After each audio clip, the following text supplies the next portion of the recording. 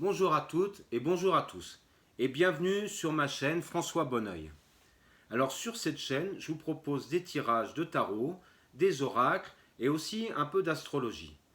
Alors je vais faire des tirages sur des événements d'actualité, mais je peux faire aussi des tirages d'ordre personnel.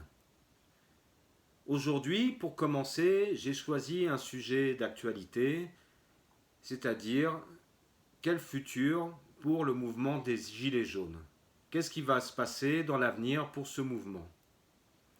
Alors pour faire ce tirage, j'ai fait un tirage de 7 cartes, 3 cartes pour le passé, 3 cartes pour le futur, une carte de liaison et j'ai pris une huitième carte pour faire la synthèse de ce tirage.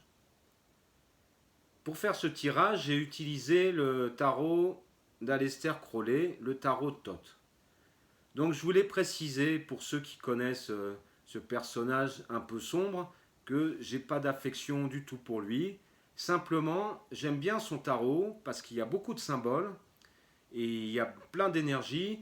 Et surtout, ce que j'aime bien, c'est les informations astrologiques sur les cartes mineures. Donc voilà, je vais commencer. Donc en ce qui concerne le passé de ce mouvement, j'ai tiré 3 cartes, le 7 de disque, la reine des épées et le 5 de coupe. Alors le 7 de disque, il a comme information Saturne en taureau. Saturne en taureau, c'est de la ténacité, de la rigueur, bien sûr, mais aussi une forme d'enfermement et de cloisonnement. D'ailleurs, cette carte, et je vais vous la montrer, elle est très cloisonnée. Et en plus, l'indication qui se trouve en bas est échec. Alors, j'y vois dans cette carte la volonté du gouvernement de cloisonner le mouvement, quelque part. En fin de compte, les médias et le gouvernement n'ont eu de cesse de vouloir trouver des leaders à ce mouvement-là. Quand les gens s'exprimaient, des gilets jaunes s'exprimaient dans les médias, tout de suite, les journalistes leur posaient la question, mais vous êtes un leader, vous êtes un leader. Vraiment, ce mouvement avait besoin de leaders, et certainement pour le contrôler ou pour négocier, ça a été une grande volonté de cloisonner ce mouvement. Ensuite, il y a la reine des épées. La reine des épées, elle a une épée dans une main et elle a un masque dans l'autre. Elle a tranché un masque. Les masques sont tombés. Voilà ce que je pense. Les masques sont tombés. Et dans ce sens, c'est qu'on a vu toutes les violences policières, le mépris des gouvernants pour ce mouvement qu'avec des revendications raisonnables au départ et honnêtes. C'est des gens qui s'en sortaient pas bien, le prix de l'essence. Mais il y a eu un gros mépris, beaucoup de violence pendant les manifestations.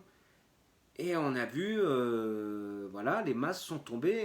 Qu'est-ce que se pensaient les dirigeants du peuple, hein, finalement, et comment ils le traitaient.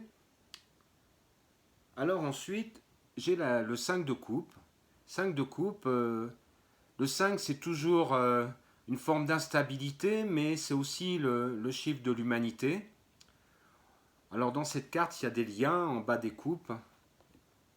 Et il y a aussi Mars en scorpion. Mars en scorpion. Voilà. Mars en scorpion, c'est de la ténacité. Beaucoup de ténacité et une forme de renforcement en profondeur. Donc, sur la carte, c'est écrit désappointement, c'est sûr. Les gens ont vraiment été désappointés parce qu'ils n'ont rien obtenu. Mais il y a eu un renforcement en profondeur par rapport à leurs convictions, certainement. D'ailleurs, ce qui me fait dire ça, c'est la suite du tirage. Parce qu'en carte de liaison, il y a le prince des coupes. Prince de coupe. Et voilà, le prince de coupe. Vous voyez qu'il est sur son oiseau. Il s'envole. Il est prêt, il prend son envol. Et sur son casque, il a le phénix, grand symbole de mort-renaissance. Donc ce mouvement va reprendre son envol. Il va renaître de ses cendres. Il y a une mort, mais pour renaître ensuite. Surtout que les 3 cartes du futur confirme un peu cet état de fait. La 21, le monde, Crowley l'appelle l'univers. Le monde, c'est toujours la réussite des projets, en quelque sorte, et c'est aussi la vie. La vie, peut-être, est derrière ce mouvement.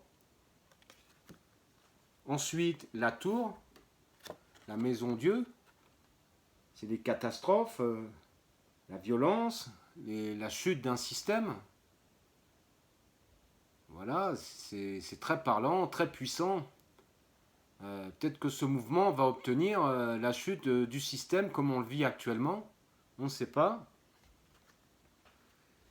Et ensuite, le 9 de bâton, la force, avec le soleil en Sagittaire. Donc l'élan de l'esprit et du corps. Donc beaucoup de force.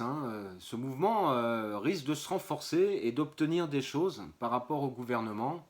Et peut-être la chute d'une façon de gouverner, d'une façon d'être. C'est l'avenir nous le dira.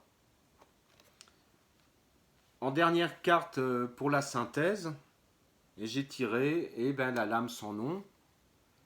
Mais la lame sans nom, il faut le voir comme une mort-renaissance. Donc ce mouvement qui semble mort, puisque par rapport au confinement, tout s'est un petit peu arrêté, mais ce mouvement, moi je le vois renaître dans un avenir plutôt proche. Je le vois renaître, se renforcer et obtenir des choses parce que il y a beaucoup de choses qui vont arriver, des forces qui vont arriver derrière ce mouvement pour le soutenir. Voilà ce que je peux dire donc sur ce sujet. J'espère que vous aurez aimé apprécier cette petite vidéo. Et je vais continuer à faire des vidéos, pas spécialement sur des sujets politiques comme les gilets jaunes, mais d'autres choses sur l'économie. J'espère que ça vous intéressera et je vous dis à bientôt.